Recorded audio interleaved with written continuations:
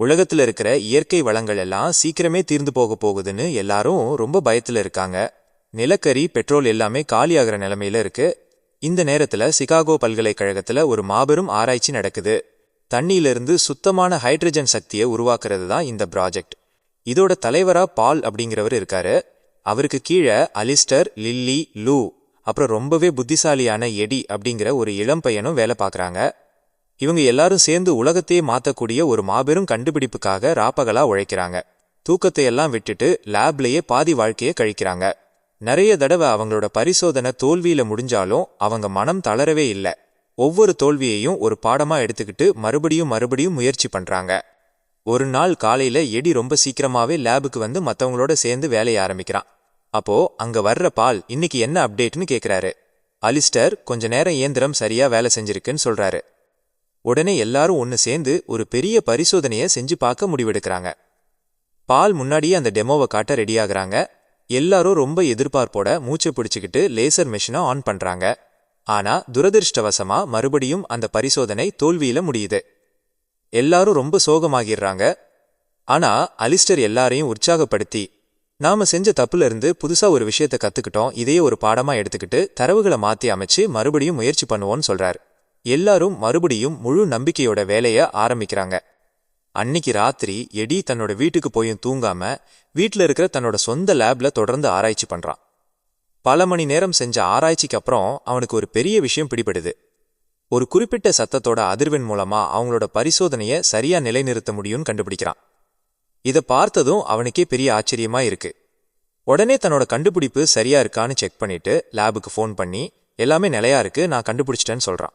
அடுத்த நாள் காலையில லேப்ல எல்லாரும் ஒன்று கூடுறாங்க. எடி கண்டுபிடிச்ச அந்த புது விஷயத்தை பயன்படுத்தி மறுபடியும் பரிசோதனையை ஆரம்பிக்கிறாங்க.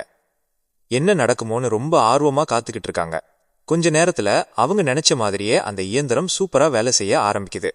அவங்க கொடுத்த சக்தியை விட அதிகமான சக்தி அதிலிருந்து வெளியே வருது.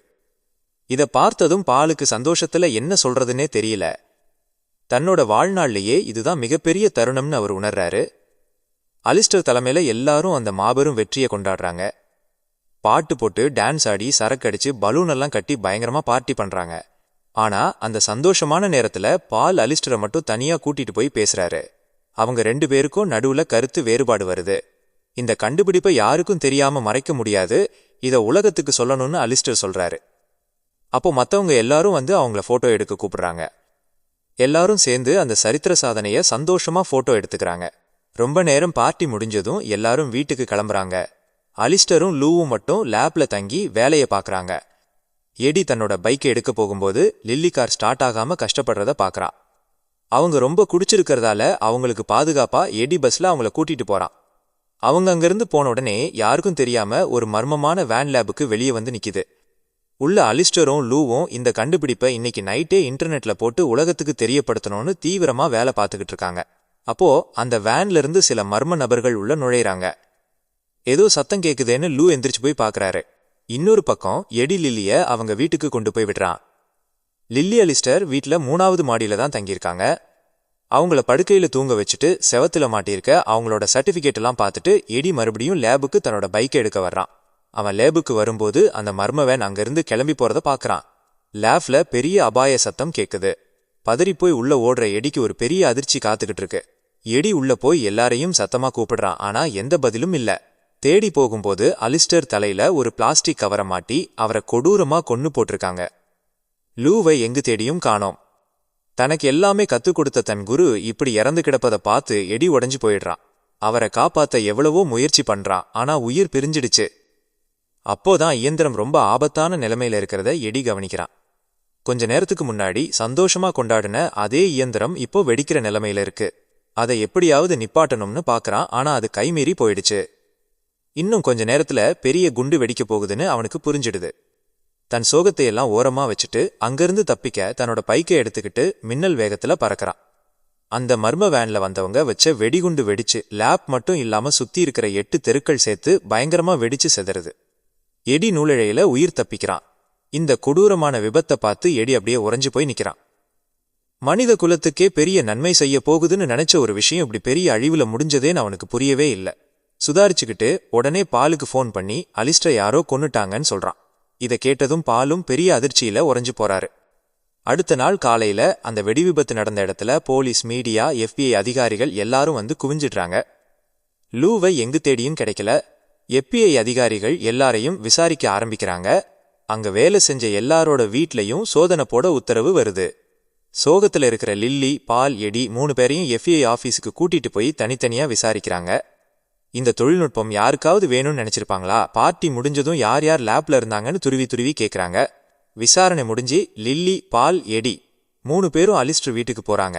அங்க மீடியாக்காரங்க அவங்கள ரொம்ப தொந்தரவு பண்றாங்க. அலிஸ்டர் இறந்த வீட்ல இனிமே இருக்க முடியாதுன்னு லில்லி உடனே தன்னோட துணிகளை எல்லாம் பேக் பண்ணிட்டு கிளம்ப முடிவெடுக்கிறாங்க. அப்போ லில்லிக்கு ஒரு பேக்ஸ் வருது. அது லூ அனுப்பின மாதிரி இருக்கு. அந்த பேக்ஸ்ல இருக்கிற விஷயத்த படிச்சதும் லில்லிக்கு ஒரு பெரிய உண்மை புரியுது. யாரோ தங்களை திட்டம் போட்டு மாட்டிவிட பாக்குறாங்கன்னு அவங்களுக்கு தெரிய வருது. இன்னொரு பக்கம் FBI அதிகாரிகள் எடியோட காலேஜ் ரெக்கார்டு எல்லாம் எடுத்து பாக்குறாங்க. அவன் ஏதோ பிரச்சனையில காலேஜ்ல இருந்து நின்னது தெரிய வருது.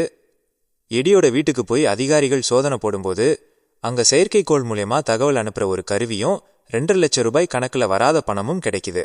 இதனால எடி மேல FBI அதிகாரிகளுக்கு சந்தேகம் இன்னும் அதிகமாகுது. எடிக்கு இதை பத்தி நிறைய தெரிஞ்சிருக்கும்னு நினைக்கிறாங்க. எங்கும் போக முடியாத நிலைமையில எடியும் லில்லியும் பாலை தேடி அவரோட அபார்ட்மெண்ட்டுக்கு போறாங்க.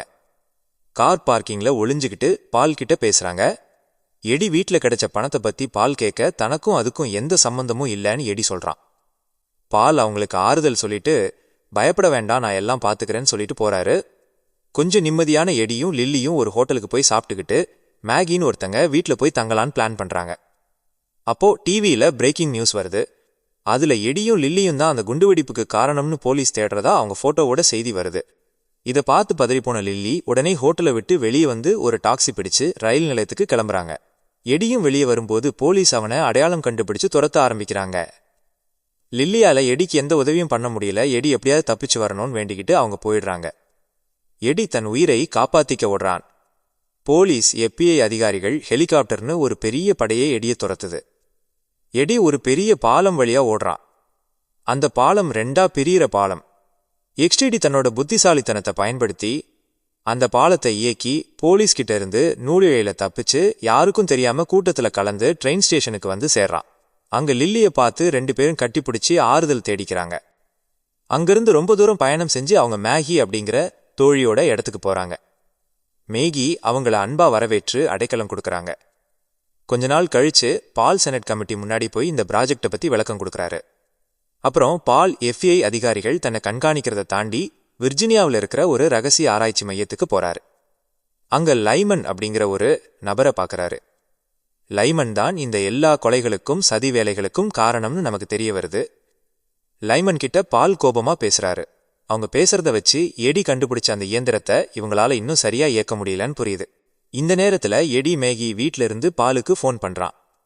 இதை வச்சு எடி இருக்கிற இடத்த லைமனோட ஆட்கள் கண்டுபிடிச்சிடுறாங்க. எடி உடனே லில்லியை கூட்டிட்டு தப்பிக்க பாக்குறான். ஆனா ஒரு போலீஸ்காரன் அவங்கள பிடிச்சிடுறான். அவங்க சரணடைய போற நேரத்துல மேல ஒரு ஹெலிகாப்டர்ல இருந்து ஒருத்தன் வந்து அந்த போலீஸ்காரனை சுட்டு கொன்னுட்டு போயிடுறான். போலீஸ்காரனை கொன்ன பழியையும் எடி லில்லி மேல போட்டுடுறாங்க. உடனே எடி அந்த போலீஸ்காரன் துப்பாக்கியை எடுத்துக்கிட்டு லில்லியோட சேர்ந்து ஓடுறான். அங்க இருக்கிற ஒரு தீயணைப்பு படகை எடுத்துக்கிட்டு தப்பிச்சு ஒரு காலியான வீட்டுக்கு போய் தஞ்சம் புகுறாங்க. அந்த வீட்ல எடி லில்லிக்கு சாப்பாடு சமைச்சு கொடுத்து கார் கேரேஜ்ல இருக்கிற ஒரு பழைய காரை சரி பண்றான். அப்போ அவங்கள கொல்ல லைமனோட ஆட்கள் அந்த வீட்டுக்குள்ள வர்றாங்க. ஆனா எடி, லில்லி 2 பேரும் சேர்ந்து ரொம்ப வீரமா போராடி அந்த ஆட்களை அடிச்சு போட்டுட்டு தப்பிக்கிறாங்க.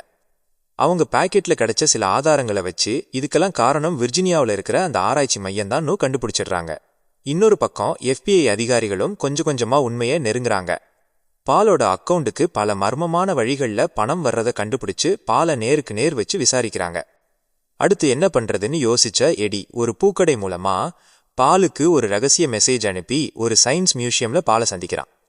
பால் எடிக்கு உதவி பண்ற மாதிரி நடிச்சு அவனை லைமனோட ஆட்கள் கிட்ட மாட்டிவிட பாக்குறாரு. லைமனோட ஆட்கள் எடியையும் லில்லியையும் துரத்துறாங்க. இந்த கலவரத்துல லில்லிய அவங்க கடத்திட்டு போயிடுறாங்க.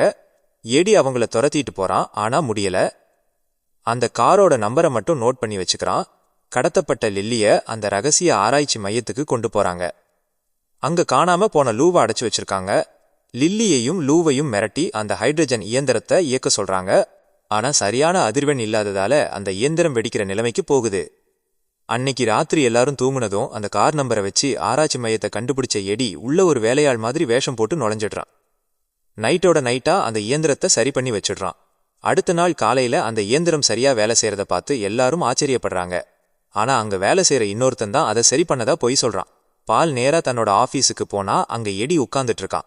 FBI அதிகாரிகளுக்கு எல்லா உண்மைகளையும் தரவுகளையும் மெயில் பண்ணிட்டு இருக்கான்.